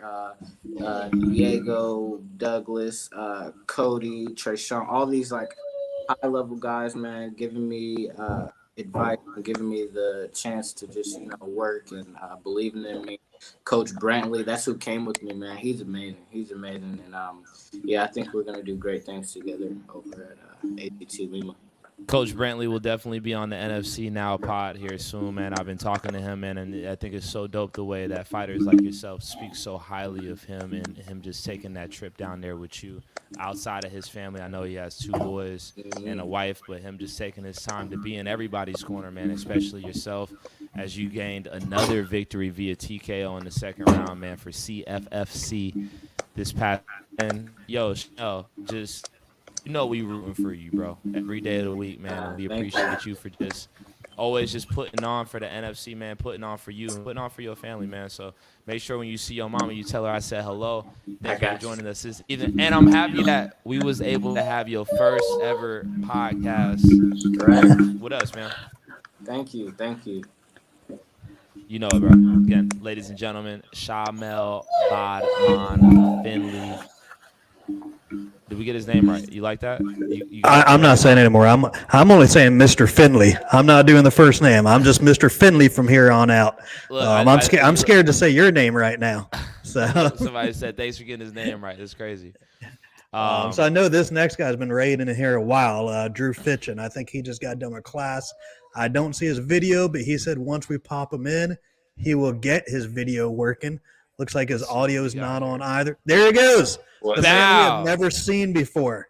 So, you were the first ever 0-0 amateur we've ever had on the podcast. Before you were scheduled to fight, Brett Moses over there at X3 Sports told me you would be a big ticket seller. You have sold some tickets out there. So I think we wanted to get you on, see who you are, why you're selling some tickets, and maybe even give the other fighters advice on how an 0-0 debut guy moves some tickets out there. But tell us who you are. My name is Drew Fitchin. I train over at X3 Sports over in Athens. For the ticket sales, I guess I could accredit that to my great support system. I have an amazing family, amazing girlfriend, her family, bunch of friends. I'm telling you right now, I think the friends want to come see me fight because I've been like the class clown and a jokester my whole life. So they're probably like, what the heck is this dude getting into? So it's going to be fun for sure. Drew, pleasure to meet you, man. You too, man. Happy Monday. Thank you for joining us here on the NFC Now podcast. Fitchin. Am I saying it right? That'll work. No, I want. How's your mama say it? That's about right. All right. Is that what's the origin of that? I think German. Word. Shout out to the German lineage here, man, and shout out to your hair. I see people are already blowing up the comments talking about your hair, man. How long have you been growing it, bro? About 2 years since COVID started. Respect, man. And this is your first amateur fight, man. You're 0-0. Before I ask you your feelings about this upcoming bout, man, I want to know why. Why do you fight? Why do you compete? Why do you train?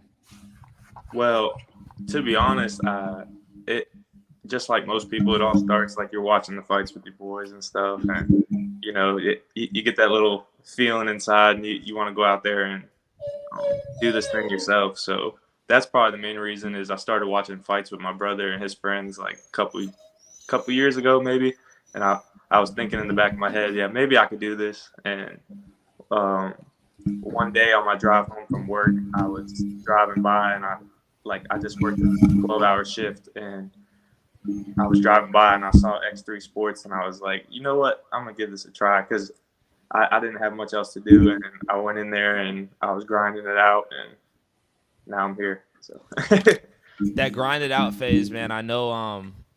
I'm speaking from a personal standpoint, but my first couple of days in the gym, I'm getting my ass whooped, man. What kept you going back, bro? Because I'm assuming that was happening with you as well. Oh, of course, everybody goes through that. I don't know. I've been a competitor like my whole life. I played sports my whole life. Played basketball all the way through college. Played a bunch of sports in high school, and I've just always liked that competing nature, and it's in me. So, yeah. So one thing I would look forward to is when the females fight. I was wondering if they're going to cornrow the hair or not. I'm coming with it.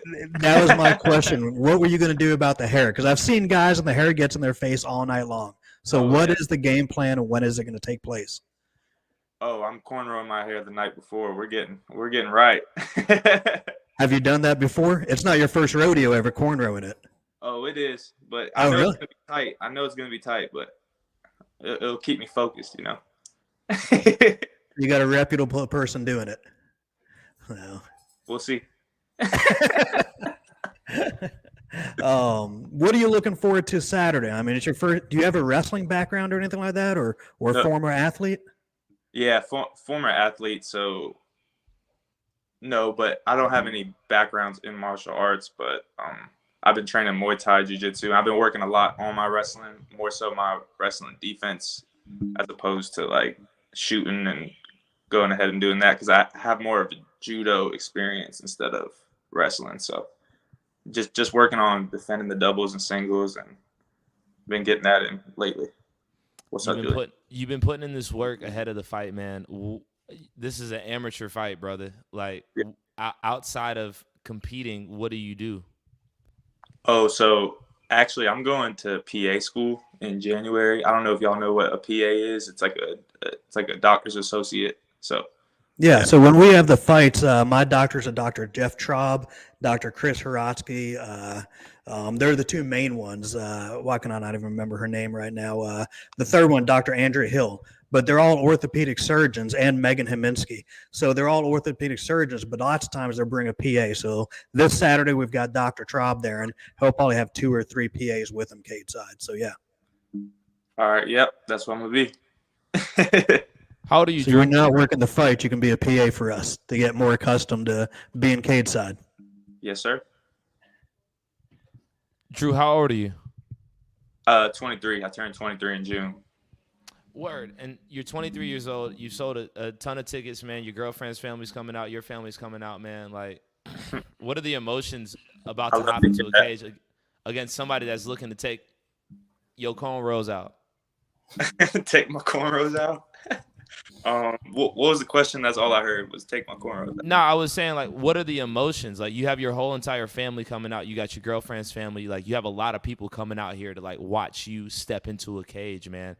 I could only assume that there's a lot of emotions that go into that. There's a lot of, like, expectation, man. Like, how are you feeling? So just like anybody, and I've talked to a bunch of people, regardless if they have 20, 30 fights, they all say, like, you get the pre-fight nerves and everything. So I'm using that to fuel my training camp, using that to grind this out and prepare myself. I don't know. the crowd and everything, and you kind of zone that out when you're. I would assume when you're in there. So, if anything, I think having my support system there and having people there with me will motivate me to win even more. I'm not like, when I say nervous, not scared by any means. I think I did everything I could to prepare for this fight, and I think I'm gonna go in there and win it. Hopefully, finish it. I want to get it finished, get that job done. So I feel good about everything. I feel like I prepared myself in every way possible. I want to credit that to my coaches too, and I have all faith that God will pull me through this, and I have a lot of faith that I'll get in and out of there safe and finish the fight on my terms. Do you know your walkout song? Oh yeah, I'm excited for that. I'm gonna keep it a surprise. For sure. And at the end of it, when it's all said and done, man, what are you looking to learn about yourself through this experience?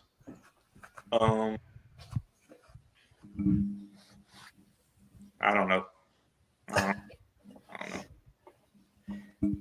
So when you were talking about talking to a lot of people to get their input, I don't know if you know it, but the GM over your gym, Brett Moses, do you know who Brett is?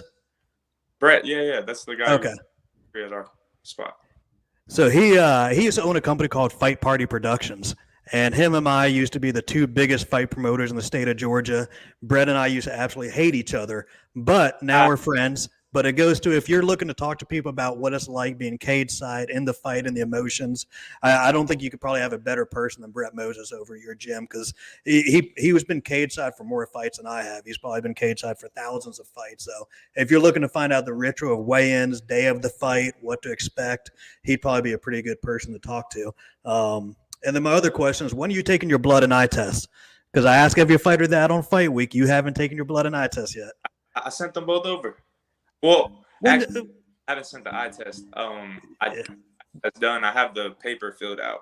Okay, take a photo and send that to me. And then the blood test, I think you took just HIV or Hep B or something like that. And I emailed you had to get the other one done. I can look while we're talking, but yeah, make sure you send it to me. It was Hep B and C and HIV, right? Yep. I did them all.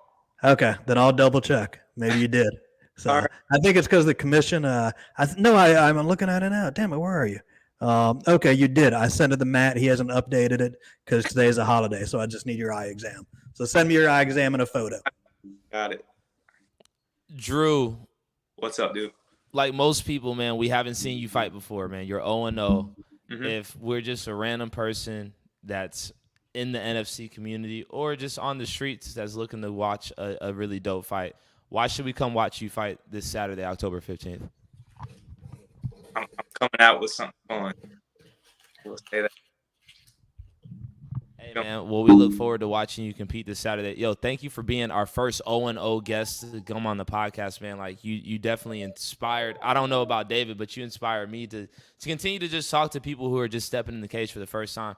And Drew, like, if nobody tells you this, bro, I respect you for making that walk on Saturday, bro. Much respect.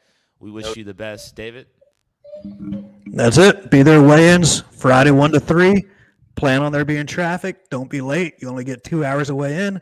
Show up on weight and send me that eye exam. That's my best advice. Outside of that, you're on your own. All right. No doubt. I'll be there for weigh-ins, and I'm going to be at all-you-can-eat sushi after, so – God bless. You can do whatever you want. You can even go hydrated if you want. They don't test for hydration, so you go get an IV if you want to. How far off are you on weight right now, just out of curiosity? Like, how much do you have to cut? About 11, 12, something like that. I'll be good. I'm good. I'm money. And do you have a nickname? Is it Drew the Henchman Fishing? No. What's up? What was that? Drew the Henchman. What is that? I don't know. I was looking at your name. Now we're not gonna do that. All right, cool. I was just wondering. I don't know. Cause I'll be announcing you on Saturday, bro. So I just want to make sure when I say it right. Is it Finchin? Fitzchin. Sure. All right, don't have your parents over here on me when I say your name, man. But much love, man. Again, we appreciate you for coming out here, man, being part of the NFC Now pod. All right, all glory to God. Thank y'all so much. Thank y'all. I'll see you on Friday. Respect. No doubt. Ladies and gentlemen, again, that was Drew Fitchin joining us here on NFC Now. That's David Oblas. I'm Julian Virgin. I think that's a wrap for our NFC pod tonight, man. What are your thoughts about the show? We got yelled out for mispronouncing Mr. Finley's name. How do you say his first name? Shamel.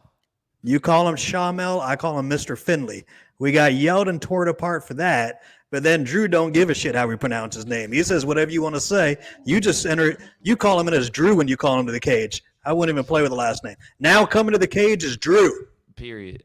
Thor, or as Jenna Lee said, Thor. As Thor said, I after interviewing him, man, I think we should incentivize the person who does sell the most tickets to have an opportunity to come on the pod so we can get to learn about them, man, because I feel like we learned a lot about Drew, and I feel like when he actually does step into the cage, a lot of people are going to be interested to see what he does because they were able to hear him speak on NFC Now. So I definitely look forward to just continuing to tell more stories of those who are in the NFC, the fighters, those responsible,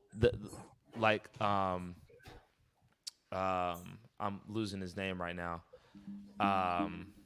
Was he on Tonight Show? Lawson, who came on for us to learn about the pioneers of our sport, like Lawson McClure, the new generation, like Drew, and some of the other people who have come through, like Shamel, Jesse Wable. Tonight's been an amazing show, in my humble estimation, man. I know your screen went black, but were you able to hear when Shamel was talking about Cliff Fretwell telling him who I was from years ago? Were you able to hear any of that? I was. I heard everything. I was just offline for a quick second, but I heard everything, and I thought that was also just a beautiful story. And you simply said, like, hey, I don't like to sit here and talk for myself. I hope my work does it. But, hearing everybody speak on what the NFC means to them and how long ago that they were even introduced to what you do is just a testament to everything that you do, Dave. Yeah, I mean, a lot of these OGs don't know it, don't even know who Lawson McClure is. But years ago, there used to be only one sanctioned body in Georgia. You couldn't promote fights without being granted permission by that sanctioned body. And it took a few years of going to the Georgia House and Legislature and Senate and all that crap to get it passed. But it's not something I talk about with many guys. And Shamel, being a young guy, he never even knew about it. So it was cool when Cliff Fretwell, who used to fight years ago, told him the story about it. Because there's history that a lot of people don't know going on, and a lot of OGs like Lawson out there that people have no idea who they are. So I mean, not only should we interview the young guys each NFC podcast, but I think we even interview the OGs, the old people that no one knows about. It'd be kind of fun. Yeah, man. And I mean, with all due respect, David Oblas, you, my friend, are an OG. I do have the gray hair. The gray hair is absolutely there. Let's see it, man.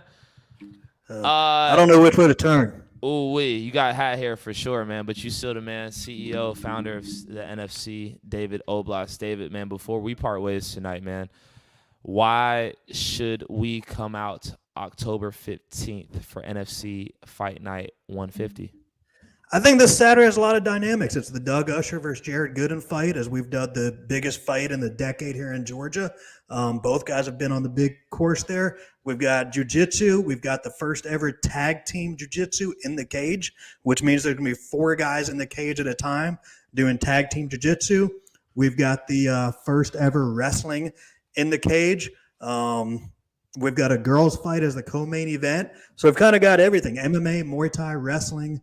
We've got everything. It's going to be a good fight Saturday. People want to be there. People complain our shows go too late. Sometimes they go from 7 p.m. to 11 p.m.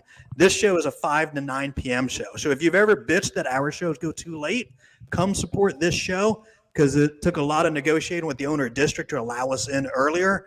So now we got to repay him with a lot of people being there and a lot of people drinking. And I see James Thorpe, one of the biggest OGs in the state of Georgia, saying, don't take that hat off. And James Thorpe, yes, there is professional wrestling. We have one wrestling match on the card. I know you're a fan of that fake wrestling. So if you want to come out, James Thorpe, you've got a free ticket. You're an OG. Just let me know. And Saturday, October 15th is also a huge day as our official NFC videographer, Jenna Lee Childress, founder and CEO of Flatline Cinema, is celebrating her birthday. So when y'all see her, make sure you let her know that she looks beautiful on her big day and happy birthday. Y'all show her some love. Look forward to just being a part of the show. David, I got to say ahead of time, man, thank you for allowing me the opportunity to announce this show.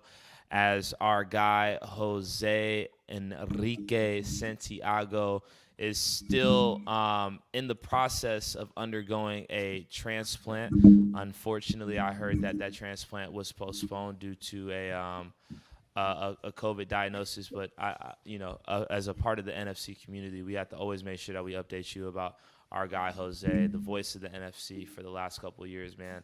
I'm grateful that I've been given the honor and the blessing to be able to announce these shows, and I'm going to do it in the best of my abilities to make sure that I not only represent Jose, but represent the NFC fighters and those who step into the cage, the warriors, the men, the women, the wrestlers, that is, and you, David Oblas. So, again, thank you so much for the opportunity. It's been an amazing show here on NFC Now. This is our 4th pod. We'll be back next Monday at 7 p.m. to recap NFC 150.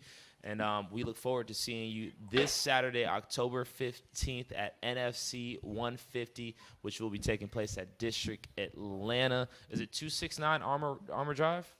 It's districtatlanta.com. How about that? Or NFCfighting.com. And before we go, we haven't made our selections. You got Doug or Jared? Damn. Oh, okay.